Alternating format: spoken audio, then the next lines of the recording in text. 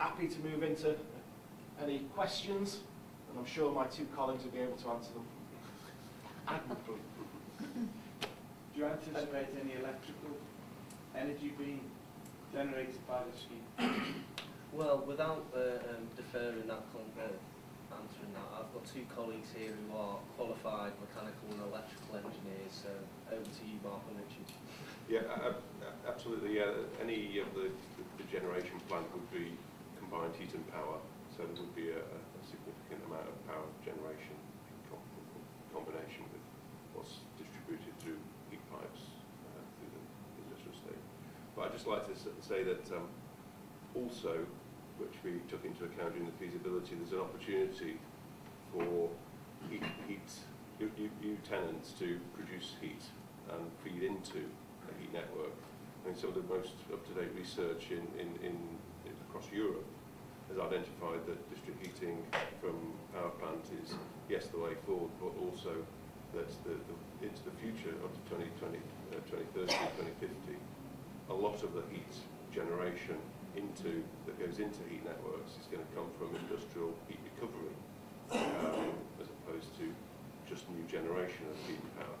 So that's also an opportunity that we'd like to bring in to the debate and get into the design. Ultimately, it's designed for you, and this is about you. It's sort of shaping the design at this stage of whatever's procured. This partner that's going to be procured ultimately designs. It's going to be for you. So there's an opportunity for power, heat, and feeding in potentially renewable heat as well that's available. Complement whatever's generated. I get the impression, and I'm picking up on it in terms of comms, that district heating can really confuse people because it just sounds like it's heat generation. And all the examples we heard about combined heat and power. So I think it's just getting the terminology right and making sure we're very clear about exactly what it is that the potential is on the park. One thing you could be clear about is how much the savings are. Yes. Because you've a couple of case studies, but there's no mention of the return on investment or the amount of savings that you possibly might make. Now, I know it's hard to interpret, predict energy prices going forward, but they're fairly stable. They're fairly steady at the moment, so 9% going forward. But how much would we save? We don't see any sign of that.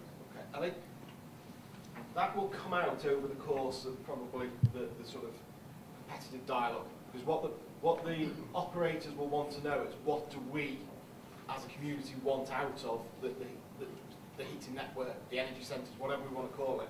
And depending on how much we want out will depend on what the cost of delivery is. Okay. So it is that balance, but we do see it as offering a competitive advantage over and above what you can get now. But if we were saying, right, we want a 50% reduction in current tariffs for any businesses on the park, they will obviously put that into their financial modelling and say, well, this thing's going to cost us X million pounds to build. We're only going to get a return of this because you're capping what we can charge. Therefore, there is an investment required by somebody to plug that gap. And it's making that balance. But I think it's fair to say that if we're doing direct generation, then obviously you're not having the on-costs that are currently in that marketplace. So typically, what are the case studies producing at the moment? What are they getting at the moment? If there are, you mentioned a couple of case studies around the world. Well, there's at the feasibility stage, with some knowledge of what you guys were consuming, what you would take from a number of different heat and power generation sites on the park. The internal rate of return of those plant, the capital investment for those plant came out at 10% plus for one or two of the clusters. And that was just with an initial assessment of the anchor loads, the consumption patterns that we understood at the time. So that hopefully gives you an idea of what the investment return is for the procurement partner, the partner that's procured. In terms of energy saving, the tenants, rules of thumb on a vast range of existing and planned schemes range from between 5% and 10%. But there are also added services that come with what we're trying to procure. Whoever's procured, the partner's procured, will provide you with management of your system. It'll defer or remove capex and opex of boiler plants potentially. There'll be energy management services potentially that's also offered. So say just off your bottom line or your energy price, it is slightly sort of too broad brush. I think play from the whole development. Sounds like a huge infrastructure required for distributing. That's the intention. Rather than stay with the That's the intention, yeah. That whether there is a contribution through other partners, and also there'll be service charges that will recover those costs from whatever the tenants hook up to. But it is a big drive nationally. You know, the government have recently set up quangos, for want of a better word, in terms of to support the sort of rollout of heating networks across the country, because they do see it as the way forward, as the future, to sort of build in that independent resilience. So rather than us all being reliant on the big power stations elsewhere, you have that local solution, but with the backup of the sort of national generation Who system. would fund the modifications to your existing building to take the district heating system?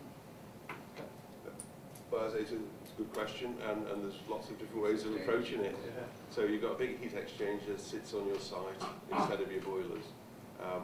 To do that, the service partner would provide that. Obviously, it wouldn't be completely free necessarily. You'll be saving capex on your boiler plant that you would otherwise have to put in at some point, either now, depending on the age and fitness of your existing plant. So there'll be a contribution connection charge. So that's how it's funded, potentially. But it'll depend on each of you and the state of your existing kit. You also have a lot of businesses that we have like VRV systems on and the cool and pure electric. That's right, so they won't necessarily be Very appropriate minimal then. for a direct heat connection, but some other solution. And Richard and I are hoping to engage with a number of you who have been identified at the feasibility stage as being those anchor tenants that the commercial deal ultimately needs to start the ball rolling. To understand your systems, what heat, power, cooling, as you say, requirements are, to better understand what the procurement partner needs to be cognizant of, aware of when we come to put the documents together for them to bid into.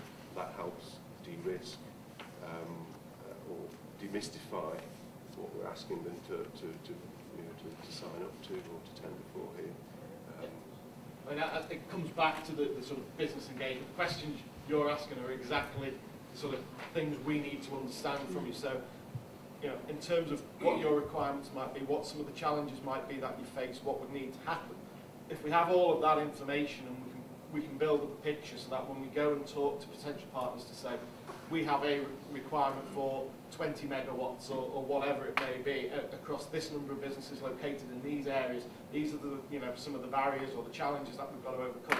They can shape a solution tailor-made to what we need to do. At the moment, we're a little bit finger in the air. Yes, we've had some high-level discussions, and there is an interest out there from you guys for to take the heat or the power or whatever.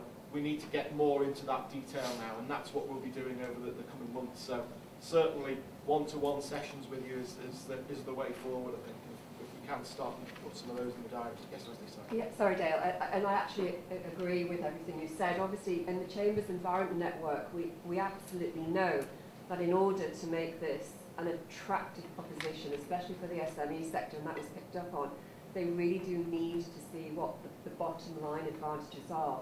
And going back to some of those case studies, is it not possible that we can maybe take a snapshot of certain size businesses who've engaged on those heat networks and get some really good case studies, individual companies, you don't have to give names, but just different sizes, because there's a lot of very small businesses on that industrial park, and unless they absolutely see the real features and benefits to them, they're not going to engage. So I think the message from this has got to be, show us what it means a little bit more, and then we'll get to the table. Because I think I'm just a little bit conscious that unless people really understand the impact on them, they're not going to engage. And if you try and knock on 700, 800 doors, it's going to take a long time. And the other question is, obviously, we've got some very big companies in the room as well who will probably look at this in a very serious way. Is there a sort of a minimum viability level? Because if you don't get that engagement, will this actually proceed? I think that there's a business case behind this. You know, the numbers have to stack up for a partner coming in. So, and part of that will be, have we got enough customers at the end of the day to justify the investment we'll put in? And I think that comes back to, I think, some of the figures Catherine was talking about in terms of, you know, the early feasibility. We had 27 responses or 32 responses, whatever, but those people equated to 60% of the sort of demand out there on the park. So that sort of gave some reassurance that yes, there will be a model there. But ultimately, it has all got to come back to a business case. So we do need to understand that. I take your point very much around, you know, the larger businesses, and again, some of the case studies, you know, the shop and paper mills and things. Large businesses, they're doing it for themselves. That, you know, I think where we can look at maybe some of the wider parks and see if we can get a cross section of the smaller businesses. And as you say, if they come back and say, well, we're a small business, we employ 20 people, or, you know, our energy bill was this, but we've connected into this, and since we've connected into it, you know, this has been the benefit for us, whether that be financial or whatever it would be. But if we can start and paint that picture, that'll help. So, can I just add something? I mean, I'm independent of this, but it's not always easy to make a like-for-like comparison, because some of the networks, such as Nottingham, are very old networks, and therefore the capital costs and the depreciation of that may make it very difficult to actually say you can compare you're not comparing like for like. I think ultimately, if they don't offer the big businesses and everyone else a competitive solution, it's not going to happen. So it's just not going to happen. Can I just say, you know, whilst it's interesting to see competitive other systems around the country, I'm not really particularly interested in that. I'm interested in the scheme that you're going to design and develop, and what the saving or the target savings at this stage. You should be able to, as part of your tender initiative, say, we're looking for 50% energy saving as a target. So people can walk out of here and go, if we sign up to that, we're going to get this as a reduction. You've got to have a target, I believe. And then when you go to these people, they come back and say, that's not achievable, but this is. Then you've got to gauge that. Keep it simple, as the lady said before, and people could sign up for that. You're absolutely right, and that was your point as well, wasn't it? What's the bottom line for the businesses?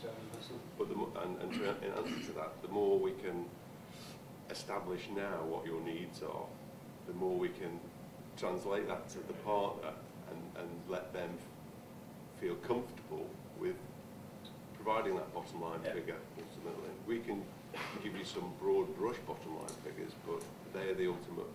The partner is the ultimate one who's going to offer you something.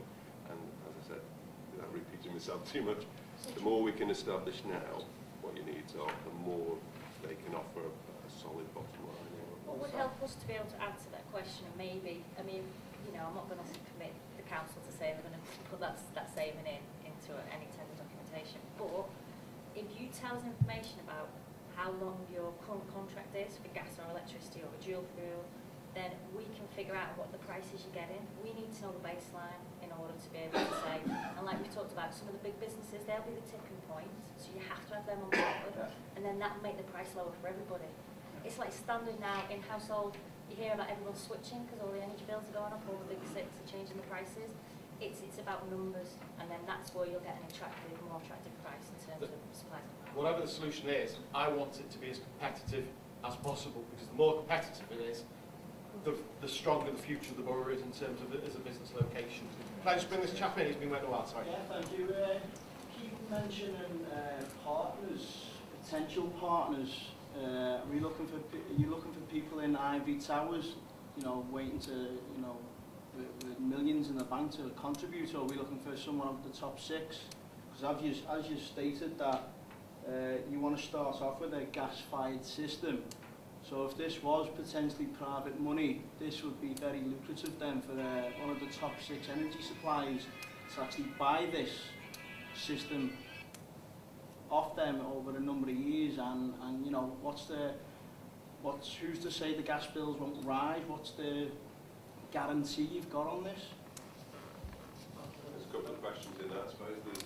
Of the top 6, there are probably 2 with a good track record in building heat networks and operating them, and energy centres alongside. And I suppose that's E.ON and SSE, as Steve showed on one of the slides. SSE operates Slough Heat and Power amongst other networks as well. But there are what are commonly known as contract energy management type companies. You may have heard of someone like Dalkier, who, you know, people in vans who operate your boilers, and so they have history, and Cofoli, both happen to be French owned ultimately, but they're well-established British-based sort of arms of those companies. And there's perhaps a collection of a few others, but there aren't that many of these organisations with the capability and the financial backing to be able to deliver such an ambition as Finosley.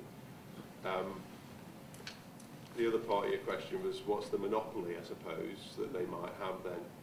Well, that's the point that we want to try and establish here. The more we know about what your needs are, the more we can shape the contract terms, and part of the invitation to tender that we're putting together will have pretty solid heads of terms and service level agreements, whereby the competitiveness of the tariffs offered will be benchmarked infinitum going forward for 30 years on a concession agreement basis to be low or competitive with a basket of what the market would offer for the alternative, which would be gas or whatever the fuel of the future might turn out to be, and electricity potentially.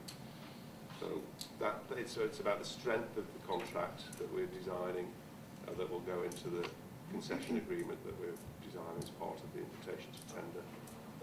And that's why we really need to understand. So the average lease, what you stated, is 10 to 15 years, and we know, as our company, we know there's finance packages out there that you could individually make profit as a company, as a single venture, and it would be paid back within 7 to 10 years. So that looks more enticing to me than this would be. I guess it depends on your situation.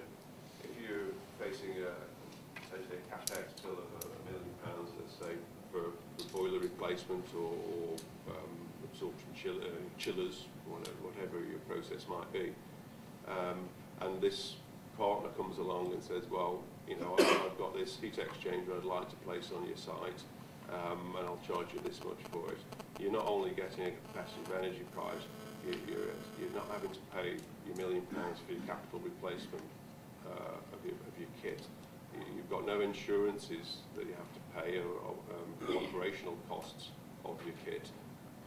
There's a lot more than just the bottom line energy price that this sort of solution offers.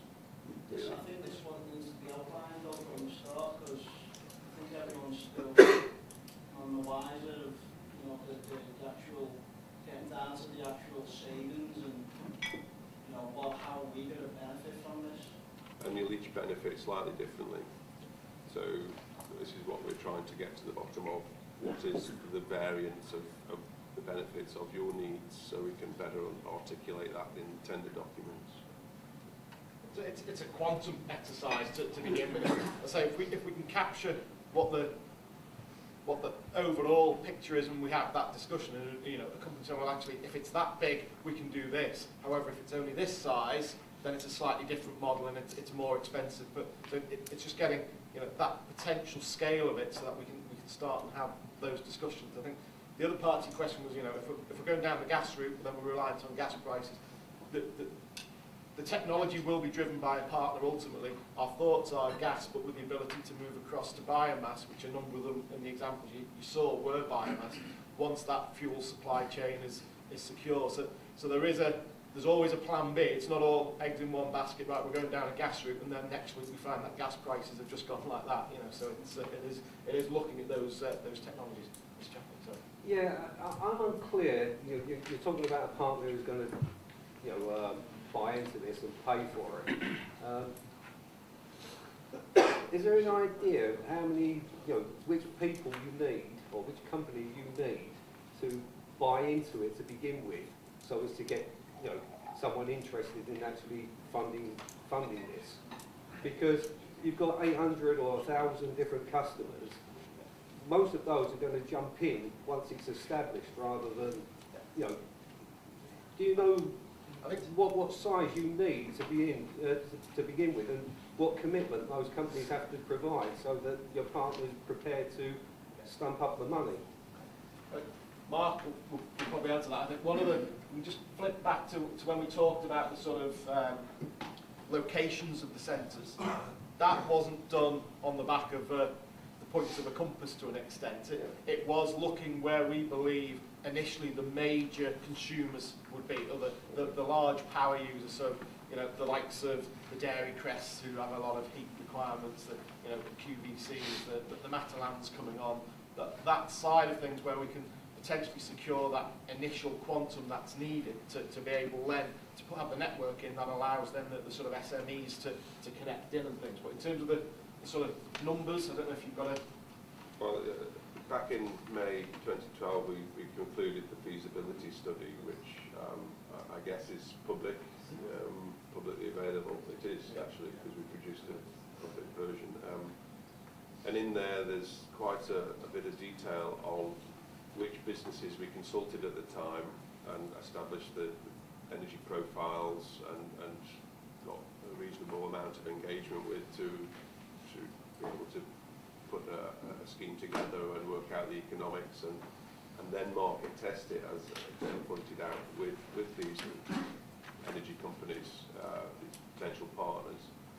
And so it is. Presumably you need a commitment from those before anyone's going to stump up the money. Yeah.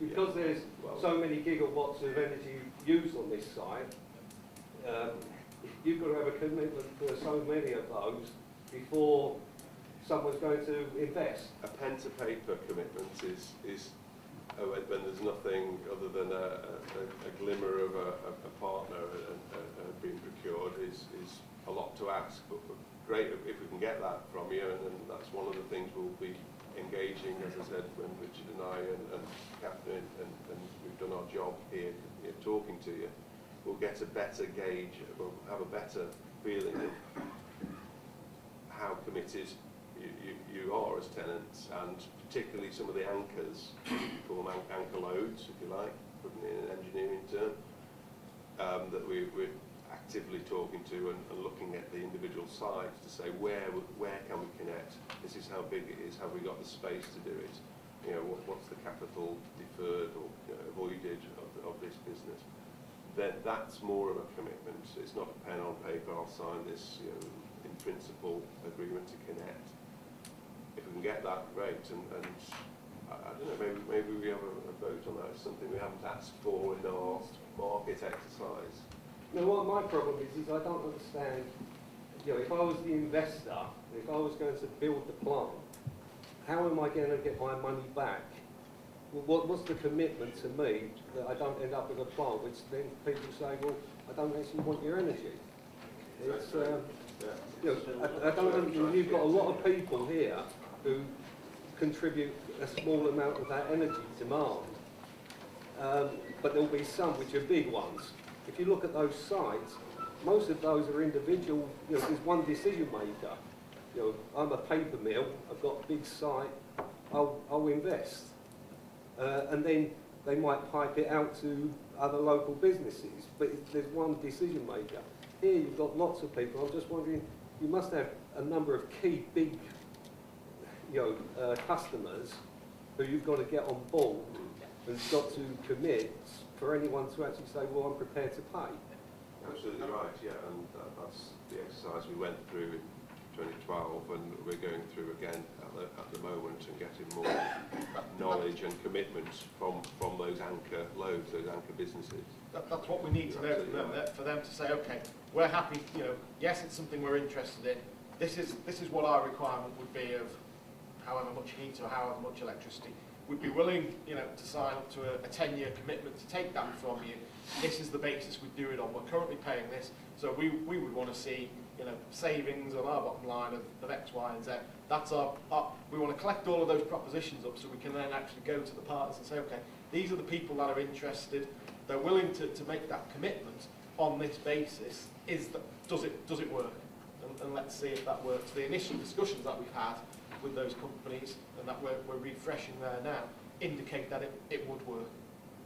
But that, you know, that's all about building the business So case behind you've it. got a good idea of what the demand is, what size power station you'd be building, and that the, you know, what numbers they're expecting in the feasibility study.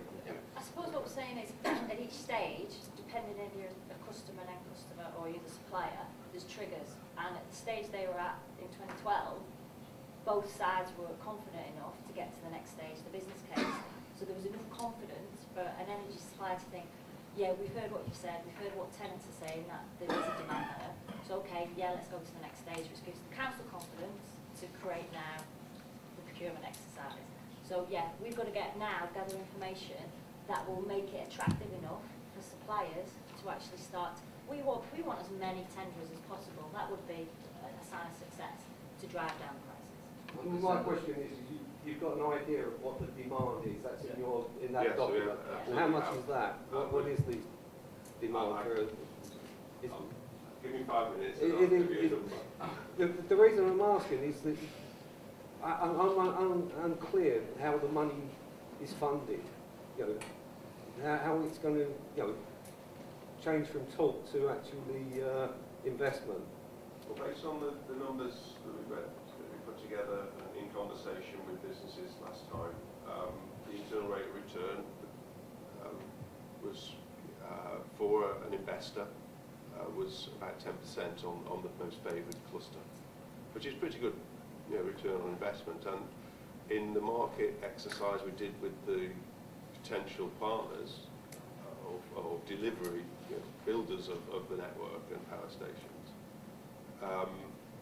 some of them were offering up 100% of the capital on that basis. They didn't have any pen to paper commitments or letters of intent in principle from the businesses to say, I will connect when the pipes come up to my doorstep. But presumably they would want that before they build. They will be wanting that. Part of their marketing exercise, once that partner's been established, is to say, right, here's the contract I'd like you to sign. I will give you power at this and heat at this tariff. And so we're at the stage of getting that partner who has the confidence in the project as it stands, as we put it together, to do that precisely what you're saying, come up with those contracts for connection to each of you. I would assume they would have a continuity plan to maybe just feed back into the grid if we didn't have enough interest in the businesses. Well, that's a good point. And because again, you know, like you say, who's going to put the money into something that maybe I'm going to sound for? it's a good point, and the technical solution that they put forward based on our reference solution that we're coming up with, there might be some variation that addresses that for them. For instance, one might put a CCGT, a combined cycle gas turbine with a steam turbine, so that the heat doesn't necessarily have to go into the network. It might just go to making more electricity. That's one solution. There's a number of different ways that they could put an energy centre together. But the objective in the tender that we're putting together is that there will be a heat network, because from heat networks with power generation as well, you get far more benefit in energy saving for consumers and carbon dioxide saving as well. So The key for us, the key for us is actually helping us now construct that formal business case. We've got a high level one, which is informed by the early discussion. We now need to start and nail some of that down. We're not looking for commitments from you where you're signing your life away and saying, yes, I'm going to take this when you build it, but an indication of, yes, this is the sort of requirements we have. That all then helps build that picture to then be able to have those discussions with the potential partners about, does this thing work and does it fly? If they come back and say, oh, you know, it's not big enough for us to put that investment in totality, you know, then we've got to look and say, okay, well, is it still something we do, and how do we fund it? Or do we just say, well, the business case doesn't stack up? But that is the process we've got to go down, and that's why the sort of engagement activity that we're saying we're going to be doing over the coming months is so critical to us. How many power plants are you looking at building? You're not building 4, you're going to build 1 on the estate somewhere. That would Lead it to that for. It would be 4 energy centres. Each centre would generate their own power, and the principle is that they would be interlinked, so that if one was down for maintenance or service, it was picked up by the other 3, etc. And how many years of road destruction are we going to have while you put all this network in on the estates? Yeah. Again, that's all got to come through in the planning process in terms of where the system is, what are the key routes to. We're looking at 3 to 4 years of major road works on the estates. The honest answer is I don't know at this stage. I think what we need to do, it'll be a phased rollout. They're not going to come in and do the whole park in one go. So it'll go back to if there's anchor loads, where those centres are based, and how do they connect to where the anchor load is, and then how do we get that network out around the park. That, you know, if we are doing this, then there is pipes and there are cables that are going to go in the ground. But in the same sense, we are looking at a regeneration programme on the park, which is going to see activity happening out there in terms of buildings being built, road improvements, etc. So there is going to be work going on. Obviously, you've got gas power.